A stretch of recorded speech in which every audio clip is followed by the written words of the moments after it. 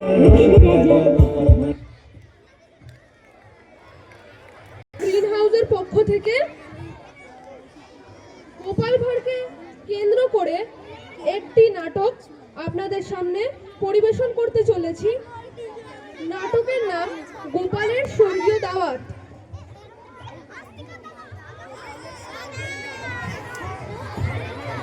নাটক পরিবেশনায় রয়েছেন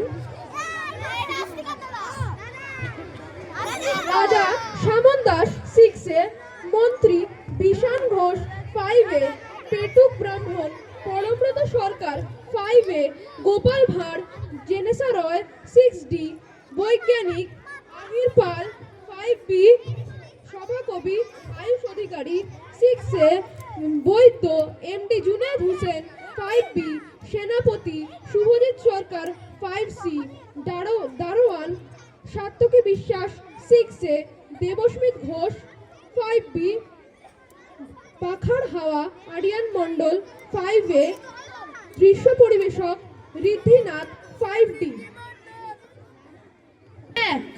রাজপ্রাসাদ।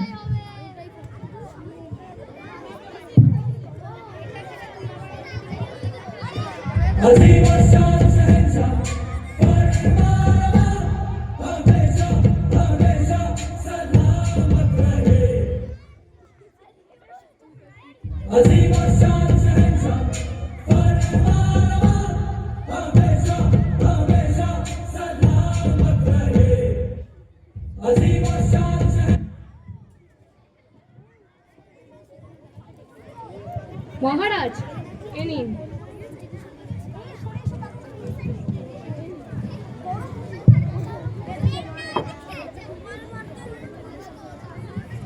আমার সব সভাসদ গেল কই? মহারাজ, আমরা তো এখানেই আছি। না না না না, কেউ তো নাই, কেউ তো নাই।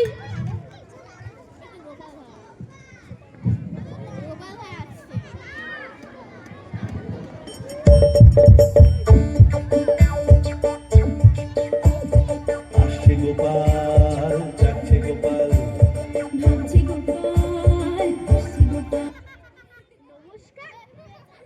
নমস্কার রাজা মশাই। গোপাল, তুমি আমার দেরি করলে কেন?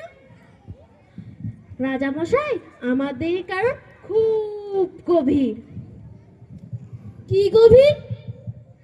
আমার পুকুরে এত জল, তাই গভীর। আজকে মহারাজা এক সমস্যা হয়েছে। ও মা, সমস্যা? মহারাজ, তাহলে আমি একটা কবিতা বলি, সব সমস্যার সমাধান হয়ে যাবে। সভাকবি, তুই চুপ করো তো। তুমি বলো। আজকে গ্রামের একটি পেটুক ব্রাহ্মণ সবার বাড়িতে গিয়ে দাওয়াত খাচ্ছে, আর সবাই খুব বিরক্ত। তাহলে তাই পেটুক ব্রাহ্মণকে একটু জব্দ করতে হয়।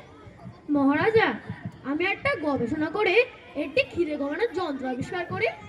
না মহারাজ, যন্ত্র আবিষ্কারের প্রয়োজন নেই। আমার কাছে এমন দাবাই আছে যেটি খেলে খিদে একেবারে দূর হয়ে যাবে।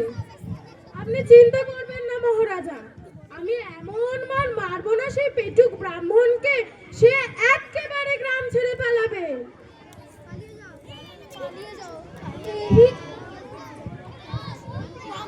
গোপাল, তুমি এক কাজ করো, ওকে একটা শিক্ষা দাও। মহারাজ, পেটুকের চিকিৎসাই তো আমার বিশেষত্ব।